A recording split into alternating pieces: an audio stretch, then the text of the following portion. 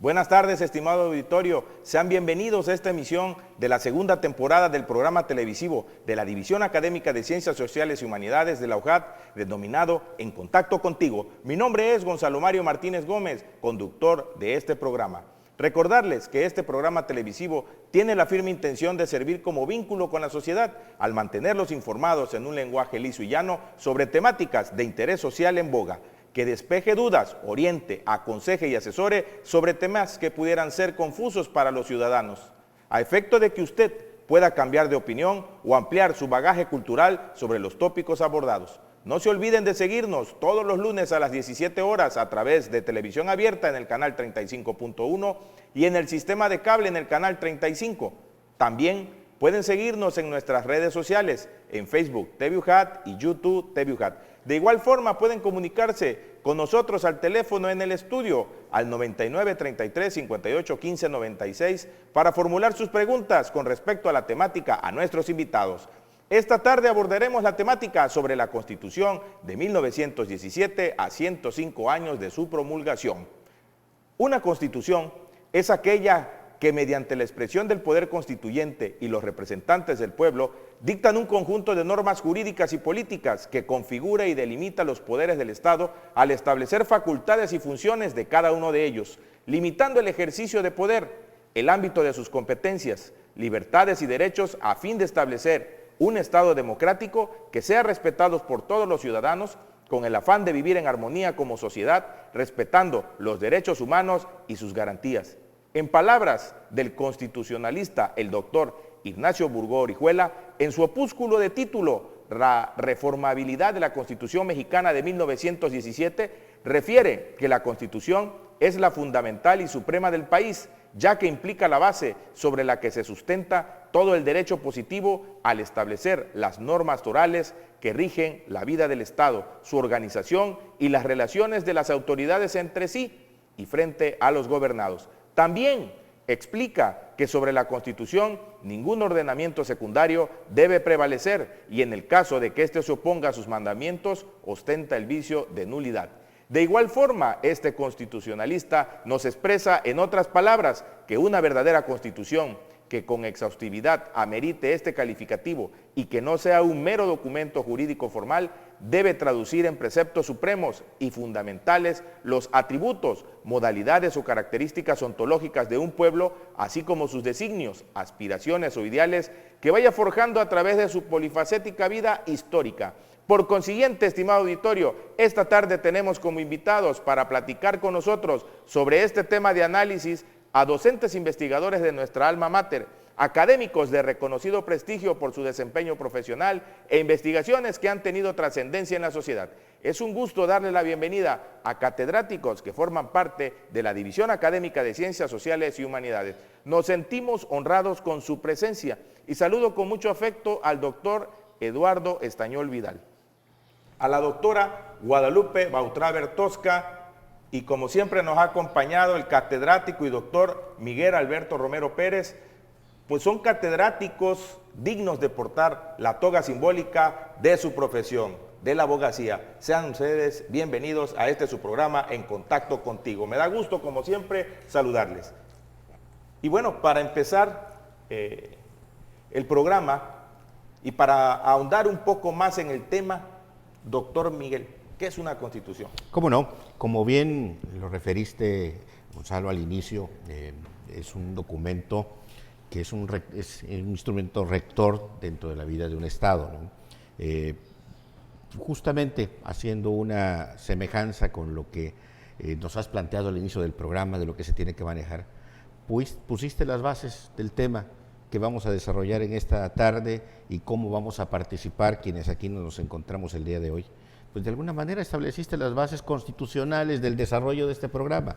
Justamente una constitución es eso, establecer las bases conforme a las cuales se va a desarrollar el Estado, el reconocimiento de los derechos que tiene cada una de las personas, los niveles de competencia, los facultamientos que se deben de otorgar y ante todo en un Estado democrático moderno, pues es el elemento que nos permite establecerle límites al poder. con el propósito de que no se cumpla aquella idea que Hobbes estableció en su Leviatán, de que el soberano de un Estado debía de encontrarse ajeno a cualquier límite, porque lo podía hacer todo, porque podía modificar sus leyes y podía excluirse de las mismas. Ahora, con la idea de una constitución como las que hemos forjado en el mundo moderno, pues ante todo una constitución al momento en que establece derechos, garantías, facultamientos, mandatos para el ejercicio del poder, lo que hace es ponerle límites, de modo tal que no se exceda de aquello que está establecido en una constitución. Diría que dependiendo del modelo constitucional que cada Estado pueda diseñar en el mundo, serán los alcances y las fortalezas que como Estado pueda atender. Mientras más fuertes se encuentren los derechos reconocidos en una Constitución y mayores sean sus mecanismos de protección, mejor se encontrarán los habitantes de una comunidad. A menor elementos de protección constitucional, a menos elementos de reconocimiento de derechos, a menos garantías que se encuentren, o bien cuando se establezcan límites exacerbados del ejercicio del poder, nos vamos a encontrar con un Estado cada día menos democrático. Para que haya democracia, se necesita Constitución. Muchísimas gracias, doctor. Doctor Eduardo Estañol, ¿cómo se origina una Constitución? Bueno, en realidad las naciones, ¿verdad?, que se van formando en América Latina concretamente, ¿verdad?, son aquellos conjuntos de personas de un mismo origen étnico que comparten vínculos históricos, culturales, religiosos y tienen conciencia de pertenecer a un mismo pueblo o comunidad y generalmente hablan el mismo idioma y comparten un mismo territorio. Durante más de 300 años, cuando empieza la colonia en nuestro país, que ahora se llama Estados Unidos Mexicanos, se fue formando la nacionalidad mexicana. Desde la caída de la Gran Tenochtitlán en agosto de 1521 hasta la redacción del Acta de Independencia de México el 27 de septiembre de 1821, entonces pasaron 300 años. Y en ese tiempo se formó un nuevo pueblo, que fue el pueblo mexicano, que se sintió que era una nueva comunidad diferente a otras comunidades y que buscó, ¿verdad? Principalmente los insurgentes buscaron hacer una constitución. Es el caso de Morelos, que buscó formar un Congreso Constituyente y logró formar un Congreso Constituyente que dio como resultado la Constitución de Patzingán. La importancia que le daban a la Constitución era tanta como que con esa Constitución pensaba formar el Estado mexicano. Entonces, desgraciadamente Morelos, por proteger a los constitucionalistas, a los que estaban redactando la Constitución, lo aprendieron y después posteriormente lo fusilaron. Entonces, esta fue la primera parte, el primer intento de tener una Constitución que tuviéramos los mexicanos. Posteriormente los liberales, posteriormente los que no fueron incluidos en la Constitución. ¿Qué es una Constitución? Una Constitución, visto desde otro punto de vista, es un acuerdo de reglas de convivencia, un pacto político y social.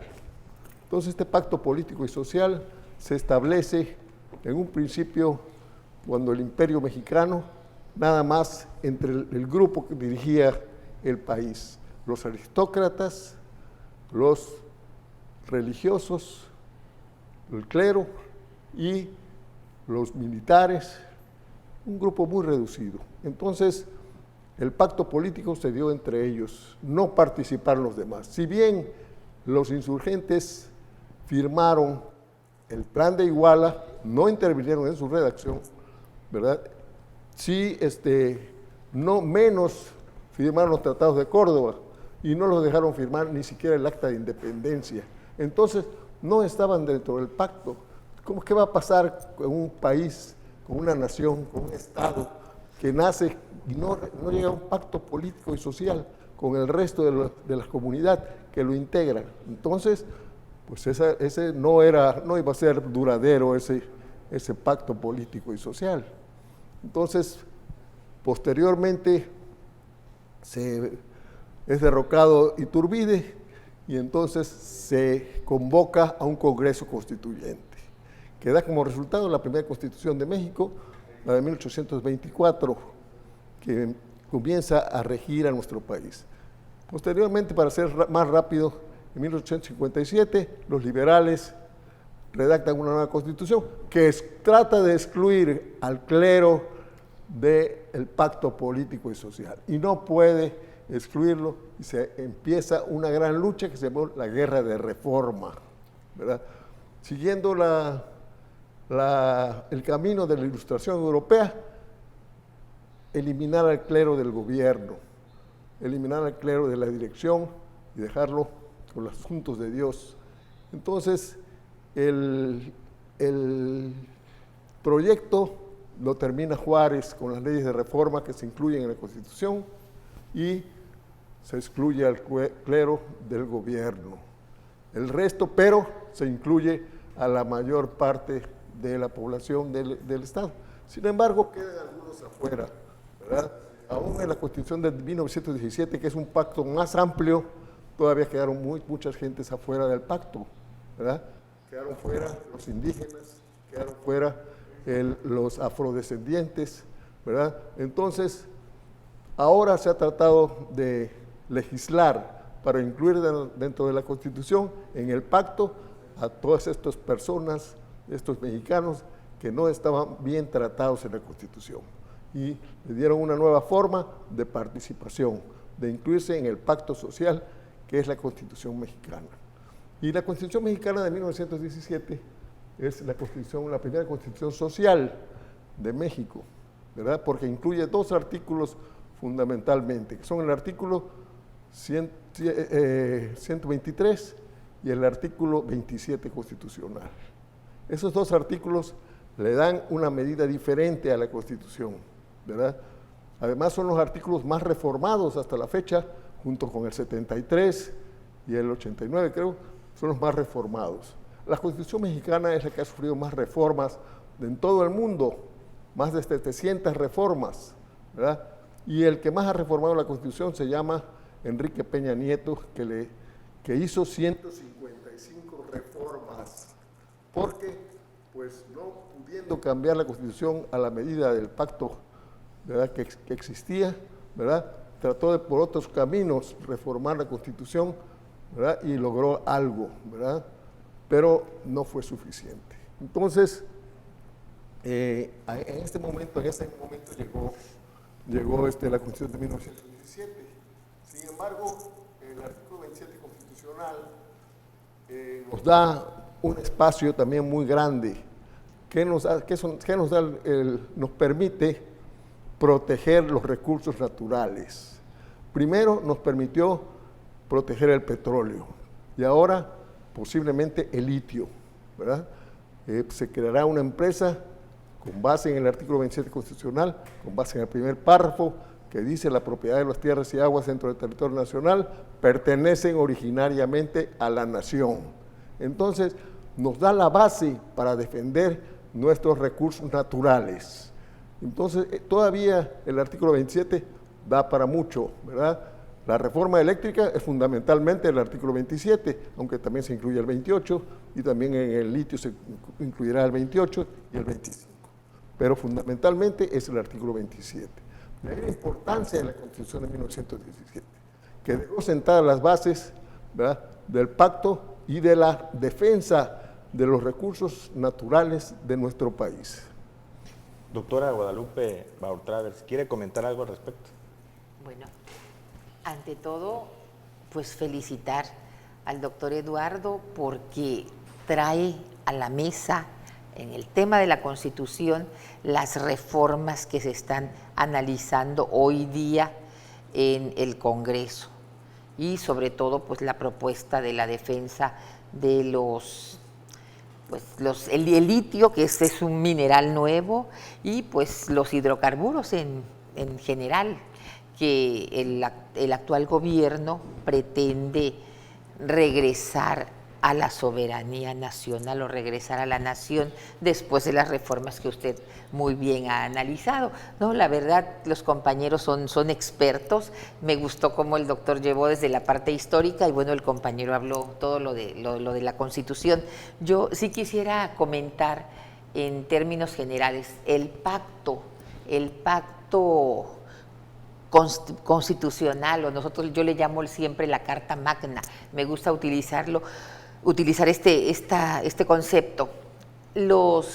Todos los estados enviaron a sus constituyentes y estamos representadas todas las entidades federativas en este documento, efectivamente con muchas reformas, pero todavía hay algunos artículos intocados, son muy pocos, pero que todavía están, usted lo tiene allí, los que aún no fueron, pues no han sido reformados, y en términos generales, pues la mayoría.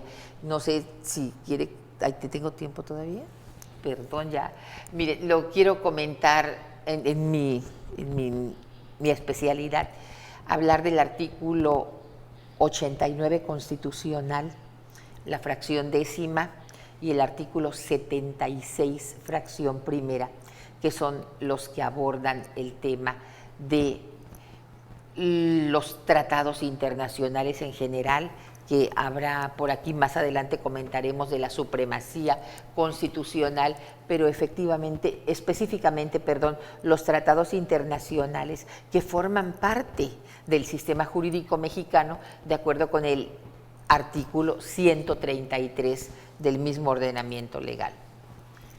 Vamos a una pausa promocional. En un momento regresamos aquí en su programa En Contacto Contigo y les recordamos, la temática es la Constitución de 1917, a 105 años. En un momento continuamos.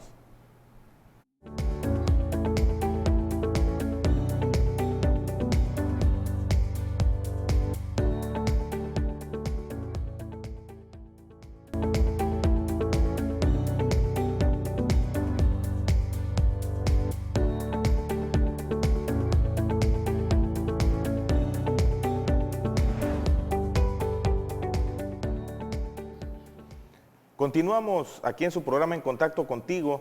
Les recordamos que la temática de la cual estamos charlando con nuestros invitados, quienes son especialistas en el derecho constitucional, es sobre la Constitución de 1917 a 105 años.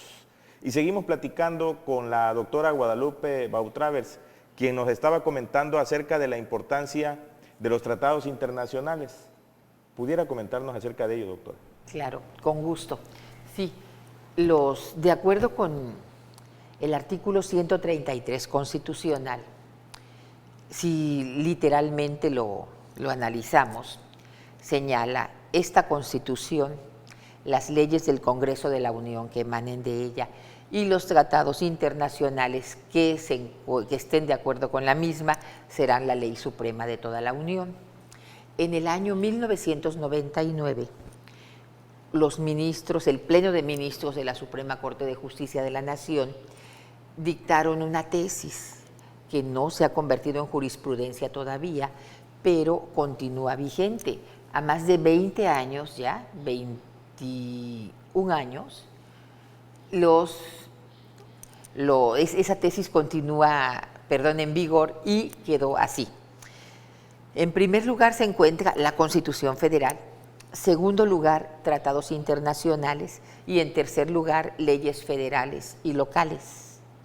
Todos los tratados en todas las materias, desde el año 1999, hace 22 años. Y posteriormente, en el año 2011, en el mes de junio del 2011, con la reforma en materia de derechos humanos, la reforma constitucional, en el artículo 1 de la Constitución se establece los derechos humanos establecidos en esta Constitución y en los tratados internacionales de la materia, siempre que todos los ciudadanos, los mexicanos, no los mexicanos, todos los que nos encontramos en el territorio mexicano disfrutamos de esos derechos humanos. Pues aquí ya se encuentra la interpretación con algunas polémicas, como el maestro Romero, el doctor Romero nos decía que hay desacuerdos entre los expertos, los analistas. Se encuentra al mismo nivel. Los tratados internacionales en materia de derechos humanos se encuentran al mismo nivel que la Constitución, de acuerdo con el texto del artículo primero. Doctor Miguel, como que cambiamos de paradigma, ¿no? Porque yo recuerdo aquella pirámide de Kelsen donde pues la Constitución era la ley suprema, nuestra Carta Magna, y en ese sentido, por lo que nos comenta la doctora Guadalupe Bautravers, pues ya los tratados internacionales, bueno, ya dicho por la misma Suprema Corte de Justicia de la Nación, pues se equipara a la Constitución. ¿Podría comentarnos acerca de eso? Claro que sí, y primero, claro, soy profesor investigador, soy maestro en cuanto a grado nada más. Debo de señalar que este es uno de los temas más bonitos del derecho constitucional, el tema de la jerarquía normativa de la Constitución. Solamente para colocar un contexto, cuando México toma el modelo de constitución, nos apoyamos en dos bases: lo que aconteció en Francia, con el modelo que se siguió para su Estado, y lo que aconteció en Estados Unidos también. Y hubo un precedente importantísimo para la formación de lo que después se llamó Derecho Procesal Constitucional. El asunto resuelto por la Corte Suprema de los Estados Unidos del caso Madison versus Marbury. Ahí lo que señaló la Corte de los Estados Unidos es que cualquier norma que sea contraria a la Constitución debe de ser inválida. Ese principio de jerarquía normativa establecido ya por un tribunal constitucional, que aunque no se llamaba Tribunal Constitucional, actuó como protector de la Constitución, fue la base de inspiración de muchos modelos. México, por ejemplo, en 1836, con las llamadas 7 leyes constitucionales, estableció algo parecido. Se creó algo que se llamó Supremo Poder Conservador, que tenía facultades para invalidar normas emitidas por el Congreso de la Unión, por la Cámara de Diputados, normas emitidas incluso por el propio presidente de la República y hasta decisiones de la Suprema Corte de Justicia de la Nación. Entonces, por ahí traíamos un modelo donde decíamos, la Constitución debe prevalecer por encima de cualquier otra norma. Luego tomamos del modelo austriaco, del modelo de Kelsen, la figura de que debía de existir un órgano que controlara la constitucionalidad de los temas de un Estado.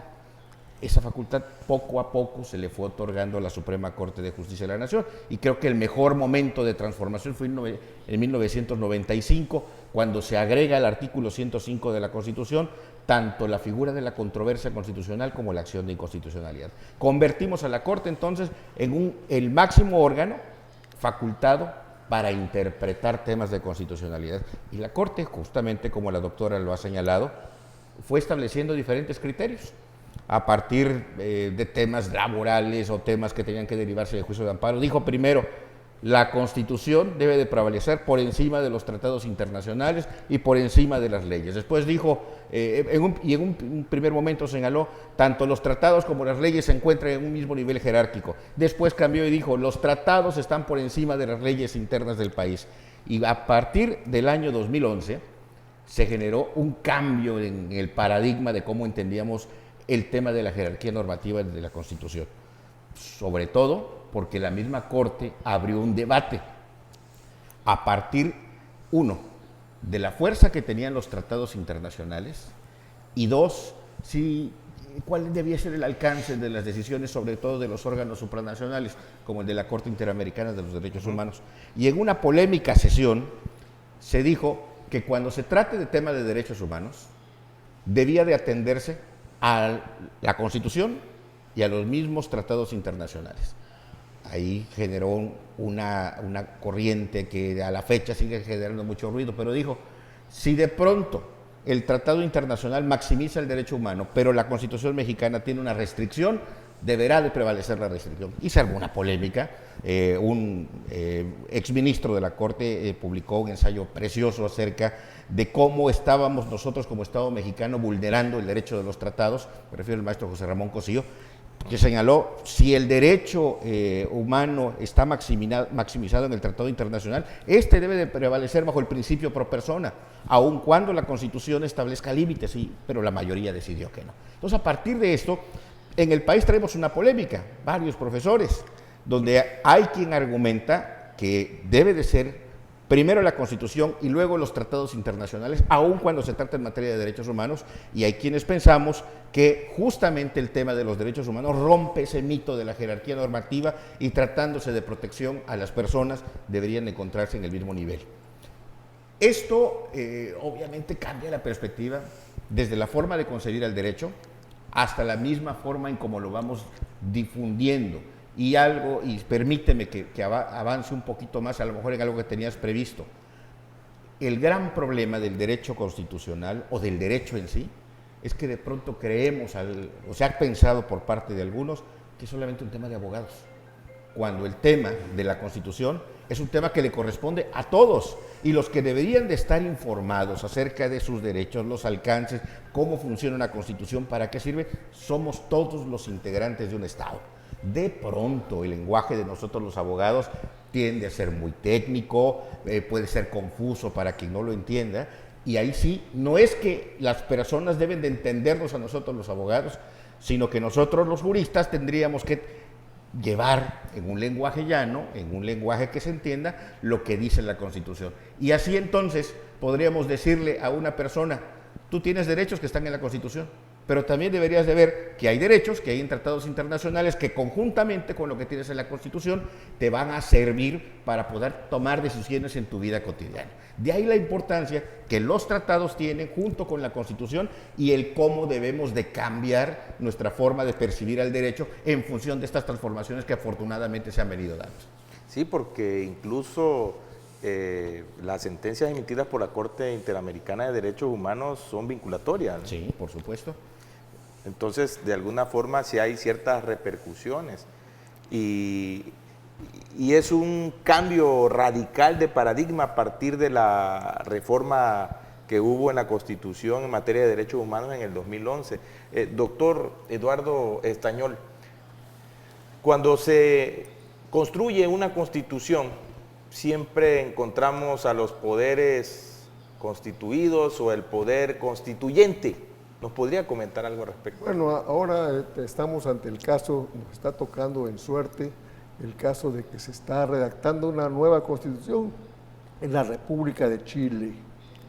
Entonces ahí estamos viendo desde que se eligen los constituyentes, de qué ideología, de qué tendencia, qué es lo que pretenden, de dónde vienen, y entonces vemos que el pacto político y social se amplía. Entonces, de la Constitución de Pinochet, que le hace un pequeño grupo de personas, a militares, a la actual Constitución que está constituida, los constituyentes son indígenas, académicos, en fin, ya hay una variedad de personas que pertenecen a la sociedad chilena. Entonces, esto es lo que debería buscarse en una Constitución. En México se ha planteado, porque se ha reformado tanto la Constitución, digo, vamos a hacer una nueva Constitución, ¿verdad? Yo creo que hay que pensar eso también, hay que pensarlo, ¿verdad? Porque aquí valdría la pena pensar en una nueva Constitución. Sí, ha sido un tema un poco álgido. Hay quienes están a favor de una nueva Constitución y hay quienes manifiestan de que es mejor que continuemos reformándola. Sí, cada día es más recurrente el tema, porque con tantas reformas de la Constitución, con tantos tamaños de la Constitución, a lo mejor pudiera ser, pues, importante que se hiciera una nueva Constitución, ¿verdad? Eso habría que plantearlo, claro, en su momento, ¿no? Yo creo que el momento puede llegar pronto. Doctora Guadalupe, ¿qué piensa al respecto?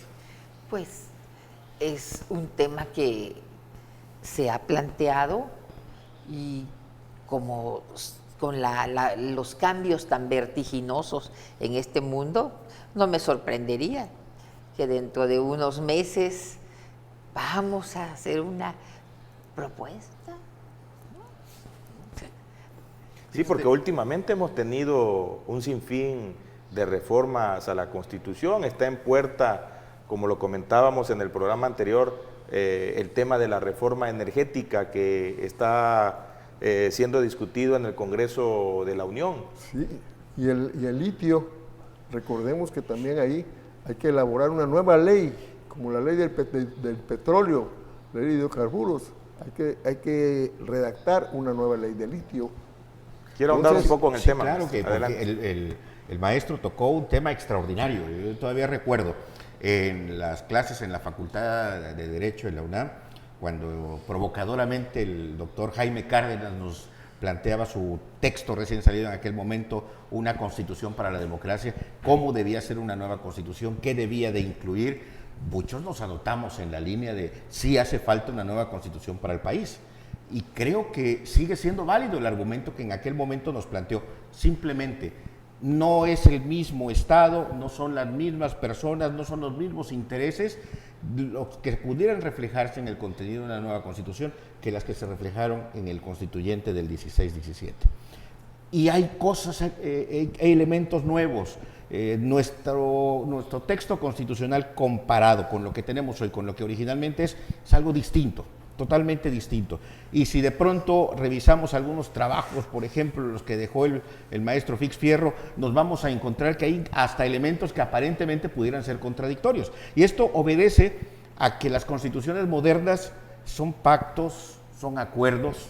En algún momento la política se les llamó concertaciones, que esto tiene que ver con acuerdos entre las mismas fuerzas políticas para poder sacar adelante reformas a la Constitución. ¿Vale la pena una nueva Constitución? Yo sigo creyendo que sí.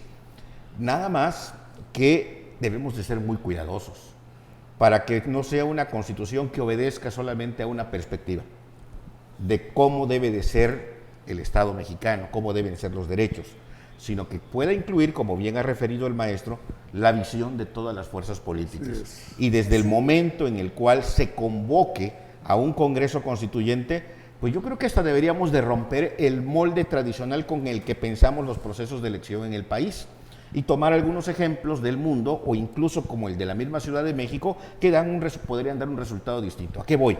Si elegimos únicamente a como elegimos diputados el día de hoy, pues lo que vamos a tener es que van a llegar los de mayor popularidad y a lo mejor si utilizamos alguna figura semejante a la de representación proporcional, pues la segunda y quizás las terceras fuerzas. Pero van a ser los postulados por los partidos políticos. Y aquí lo que interesa es que el tema salga de los partidos políticos y quede en manos de todos los integrantes del Estado mexicano. Que haya académicos, que haya expertos en contenido de la Constitución, que haya juristas, pero que también haya expertos en temas que tengan con política social, sociólogos, historiadores, incluso personas que no tienen que ver de una manera inmediata y directa con la Constitución, pero que sí saben qué es la vida cotidiana. Y allí es donde deberíamos de participar todos. En una sociedad polarizada como la que desafortunadamente estamos teniendo hoy en día, convocar a la creación de una Constitución, pero solamente viendo la perspectiva de un grupo o los intereses de quien actualmente está ejerciendo el poder, sería, creo que, trágico. Convocar a la construcción de una nueva Constitución, olvidándonos de las polarizaciones, siendo incluyentes, rompiendo el molde de la lucha, de que yo no estoy de acuerdo contigo, que me caes mal. Ese tipo de elementos, si los logramos superar, creo que podríamos construir un modelo constitucional mucho más integral y sobre todo que responda a lo que actualmente los mexicanos estamos buscando que se tenga, no un Estado polarizante, sino un Estado integrador. Es, creo, algo importante que pudiéramos tener, sí, una nueva Constitución, sí hay que buscar la forma en cómo podamos todos, incluso los que pensemos distinto a los que actualmente se encuentren representados por todos los partidos políticos, o los que digamos, yo no quiero nada con partidos políticos, pero sí me interesa que haya una nueva Constitución, que todos esos estén incluidos. Sí. Vamos a una pausa promocional. Estamos charlando con nuestros invitados sobre este tema también que resulta en ocasiones polémico, como es la construcción de una nueva Constitución. Y la temática del día de hoy, la Constitución de 1917 a 105 años. En un momento continuamos.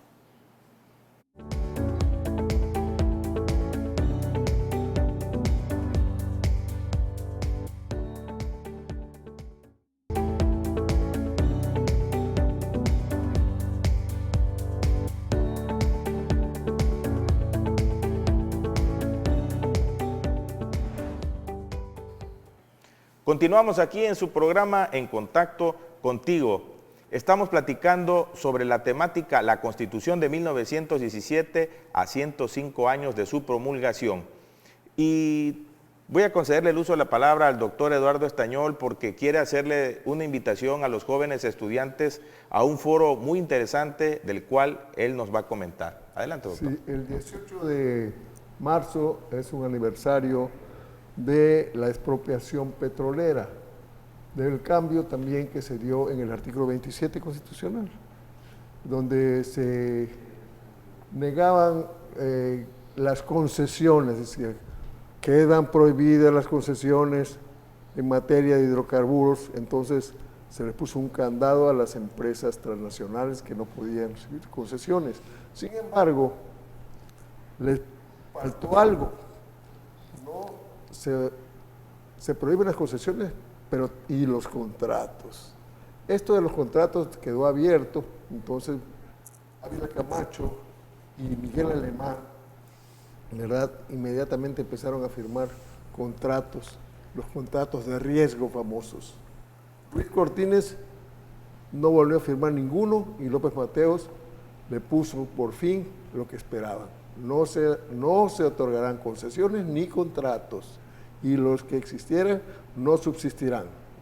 Y se acabó hasta llegar al 2013, donde Enrique Peña Nieto permitió nuevamente los contratos. Entonces de ahí puede venir el asunto de la Constitución, ¿no?, las reformas a la Constitución, la contrarreforma a la Constitución, que ahorita se está planteando, ¿verdad?, que es la reforma eléctrica, una de los asuntos que se está planteando, ¿no? Y el litio, bueno, yo vi la propuesta de reforma donde habla de litio, del artículo 27, y habla, no se otorgarán concesiones en materia de litio, pero no dice nada de los contratos. Yo creo que se les ha pasado. Y la experiencia que tenemos en este país con los contratos ha sido nefasta. Los contratos se han prestado a la corrupción, se han prestado a muchas cosas, y bueno, también han sido mal otorgados. Bueno, ha sido una tragedia para nuestro país. ¿Le puede recordar a los jóvenes estudiantes que quieran asistir a este foro cuándo se celebrará y dónde? El 18 de marzo se celebrará en la División Académica de Ciencias Sociales y Humanidades, en el aula magna o a lo mejor en el auditorio. No sabemos todavía en cuál, pero va a ser ahí en la escuela. Así que si llegan ahí, pues ahí se dirigen cualquiera de los dos. Vamos a ver información en dónde se va a llevar a efecto esta conmemoración. Y ¿en qué horario? También van a ser varios maestros de la escuela, varios profesores investigadores, van a participar además los historiadores y los sociólogos y desde luego los abogados. Sí, es un tema muy interesante igual, sí. y se puede trabajar, como decía la doctora Felipa, la directora de la División Académica de Ciencias Sociales y Humanidades, que ya va siendo necesario que tanto los sociólogos, los historiadores y otras carreras afines puedan trabajar de manera multidisciplinaria con los abogados. Sí, es verdad. Nosotros en la Academia de Derecho y Economía, que es la que organiza estos foros, entonces pretendemos que a las reuniones de la Academia participe por lo menos un sociólogo y un historiador cada vez que nos reunamos. Entonces eso nos va a dar mayor riqueza para todos. Y ellos, por su parte, también ofrecieron que nosotros podemos asistir a sus reuniones de academia. Creo que va por buen camino. Claro. La doctora Felipa nos ha dado todas las facilidades y ha puesto las condiciones favorables para que haya un intercambio, ¿verdad?, entre estas carreras que son afines además. Un intercambio académico excelente. Sí, cómo no. Maestro Miguel, actualmente nuestra Constitución está conforme al contexto político, económico, social y jurídico de nuestra época. Te comento, es una grandiosa pregunta porque yo de adelanto no te puedo dar una respuesta completa por todo lo que implica. Mira, el contexto político hoy nos está haciendo reflexionar acerca del tipo de gobierno que requerimos en el país. Y se han vuelto a calentar los motores de quienes argumentan, entre ellos yo, que bien nos vendría un sistema parlamentario para disminuir facultades al presidente de la República y darle mayores facultades a un Congreso o un órgano semiparlamentario. Y que esto, que generalmente lo hemos trabajado a nivel de las lecturas, artículos, discusiones en grupos académicos, se pueda abrir hacia la sociedad y veamos si un modelo de esta naturaleza puede o no. A lo mejor no estamos equivocados, pero hay que abrirlo, hay que hacer un debate de esto. Entonces, eso tiene que estar en una Constitución. Y antes de decir si el modelo actual es o no suficiente, es el conveniente o no, pues bien, vale la pena revisar y compararlo con otro tipo de modelos. Sobre todo, la forma de gobierno, la forma de organizar el Estado. Te pongo otro ejemplo, ya que se menciona el tema jurídico. Digo, todas las normas deben ser conforme a lo que diga la Constitución, pero la Constitución puede establecer bases normativas como los estados deben de seguir teniendo facultades o no para crear su propia legislación, por ejemplo, en materia procesal civil o no. Bueno, pues ya se dijo que no, vamos a hacerlo como se hizo con el Código Nacional de Procedimientos Penales. Y ahora ya es facultad del Congreso de la Unión generar un Código Nacional de Procedimientos Civiles.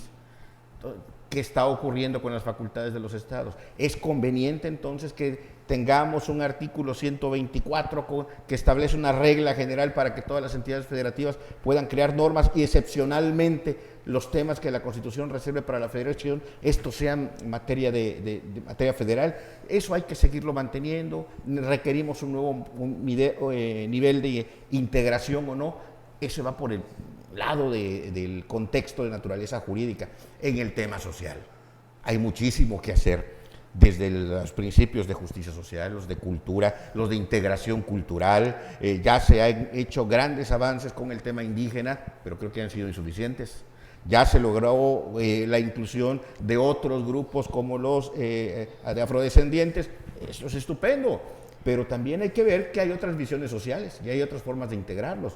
Es conveniente que nuestra Constitución, cada vez que se vaya generando un grupo social nuevo, hay un interés social nuevo, se vaya incluyendo, o que sea una Constitución abierta que permita la integración a través de principios, la oportunidad de que sin necesidad de estarle metiendo cada rato mano a la Constitución, se pueda ir modificando. Y por último, te diría, ¿qué tipo de modelo constitucional requerimos? Porque los modelos de constitución son distintos. Cada experiencia en cada país del mundo ha dado resultados diferentes. No es conveniente que copiemos por copiar. Tampoco es conveniente que digamos lo nuestro es y no se debe de tocar cuando existen otras experiencias que pueden dar buenos resultados en el mundo. Este tipo de debate creo que es el que hay que fomentar para que entonces sí podamos decir que la Constitución mexicana sí requiere o no requiere modificaciones. Actualmente, ya en una posición mucho más modesta, yo diría que sí hay necesidad de revisar muchísimos temas de la Constitución que ameritan cambio, que ameritan reforma, y por lo tanto podríamos adelantar que sí hay necesidad de que algunos elementos constitucionales se puedan modificar.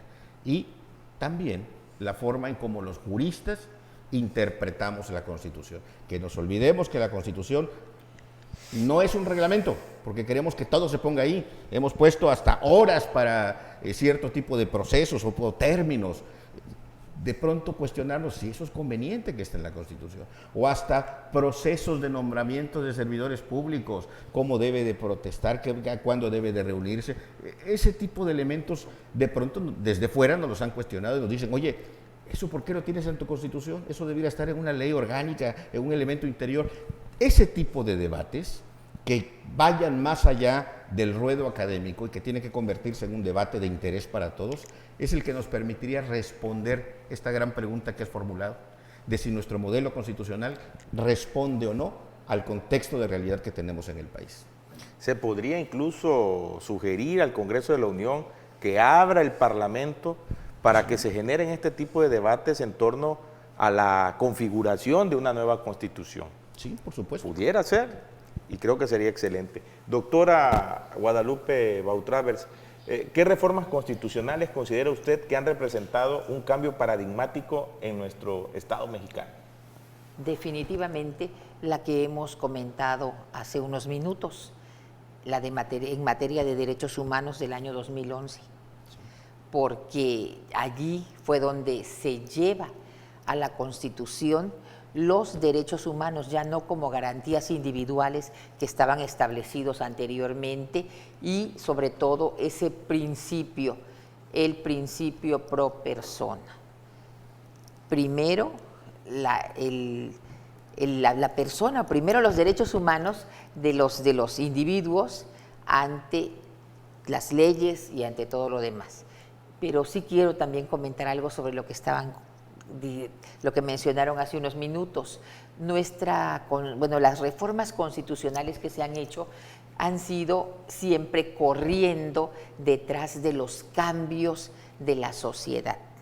Por eso sí sería conveniente hablar de una nueva Constitución, quizá no ahora, más adelante, porque lo único que hacemos es, cuando ya hay un cambio social, cuando vemos un problema, es que se trata de reformar algunos artículos de la Constitución, dictar algunas leyes nuevas, pero siempre vamos corriendo detrás de los cambios sociales. En los últimos años, desde que soy abogada, ha sido sorprendente cómo ha cambiado el derecho, pero no es el derecho el que cambia, cambió la sociedad, cambiamos todos, las generaciones nuevas totalmente diferentes a la nuestra, y por lo tanto tuvimos que ir corriendo detrás, reformando tanto la Constitución como las leyes y lo que hemos hablado.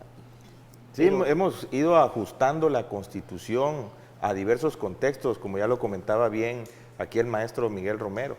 ¿Quiere comentar algo, sí, quiero comentar, doctor Eduardo? Que, por ejemplo, debido a la elusión fiscal y a la evasión fiscal, se reformó el artículo 28, nada más se le agregó una palabra.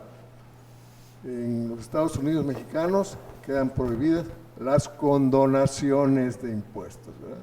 Entonces ahí con eso fue un cambio tremendo, porque ya no le pueden condonar a nadie, por muy bien que me caiga, no puedo porque no tengo facultades. Entonces se restringió la facultad del Ejecutivo.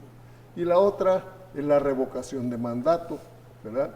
Bueno, te has portado bien, te has portado mal, a mediados de tu gobierno te podemos quitar, podemos revocar tu mandato. Entonces se han caminado por en cierta forma para corregir los defectos que teníamos. Claro, como dice la doctora, vamos detrás de los problemas, pero bueno, estamos tratando de resolver como está la Constitución. A lo mejor entonces sí, ¿verdad?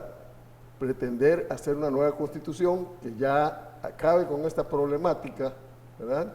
Y podamos tener un tiempo de paz, ¿verdad? Un tiempo como sucedió con Inglaterra cuando dieron el cambio para un sistema parlamentario, y entonces ya Inglaterra tuvo paz, ¿verdad? Porque ya todos, sin embargo, el continente siguió en efervescencia, porque había represión, y allá hubo un poco más de libertad. Entonces ya Inglaterra pudo seguir otro camino, y dio camino a la revolución científica y la revolución industrial. Todo eso fue provocado por un cambio jurídico. Existen medios de control constitucional en nuestra Carta Magna. Preguntarle al maestro Miguel, ¿el juicio de amparo ha sido eficaz en nuestro país? Vaya que sí. Bueno, a ver, sí ha tenido grandes méritos el juicio de amparo. No puedo señalar que sea la panacea, porque se ha quedado corto en muchos puntos, pero ha tenido una evolución desde el siglo XIX a la fecha, que yo creo que ha sido de los instrumentos normativos más interesantes que tenemos en el sistema mexicano. Sobre todo porque, ¿qué será? En las últimas 2 décadas se ha constituido en el elemento central de la defensa de los derechos humanos y ha roto también el paradigma de una visión normativista del derecho. El juicio de amparo ha servido para que se puedan vacunar a menores de edad, no obstante la resistencia de órganos de poder. Ha permitido que se suspendan actos de abuso de poder respecto de los cuales los propios gobernados se pueden sentir afectados.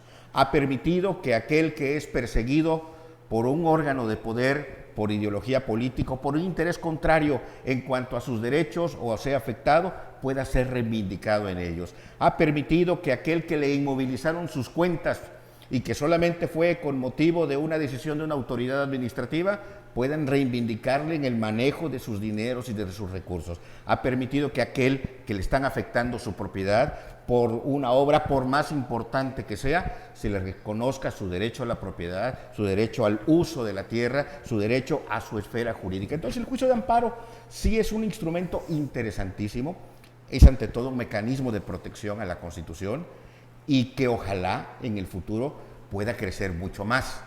Y hay límites que las propias personas deberían de conocer. No resuelve problemas para todos más que en cierto tipo de derechos. No hay oportunidad de que alguien que promueva un amparo en cierto tipo de temas pueda tener beneficios para los demás. El que ya ganó un amparo en materia fiscal, pues lo ganó para él, pero no tiene efectos para el resto de las personas, aun cuando en materia fiscal el acto sea evidentemente inconstitucional. Hemos tenido avances, como la Declaración General de invalidez constitucional, como el control difuso de la constitucionalidad en temas de medio ambiente, en seguridad pública, en cultura. Ahí ha habido grandes avances, pero creo que sí ha sido un instrumento que ha permitido incluso dinamizar la Constitución por interpretarla. Agradecemos la presencia a este programa de la División Académica de Ciencias Sociales y Humanidades en contacto contigo, a nuestros invitados por acompañarnos en esta emisión, en la que pudieron compartir con nuestro auditorio sus conocimientos y experiencias de la Constitución de 1917. Sin duda, académicos y profesionistas de reconocido prestigio en nuestra alma mater, en la División Académica de Ciencias Sociales y Humanidades. Muchas gracias por estar presente en su programa. Recordarles, estimado auditorio, sintonizarnos en esta emisión, que pues ya como ustedes saben es la segunda temporada, todos los lunes a las 17 horas a través de la televisión abierta en el canal 35.1 y en sistema de cable en el canal 35. Y que nos sigan también en nuestras redes sociales, en Facebook TV UJAT y YouTube TV UJAT. Hasta pronto y que sigan teniendo una excelente tarde.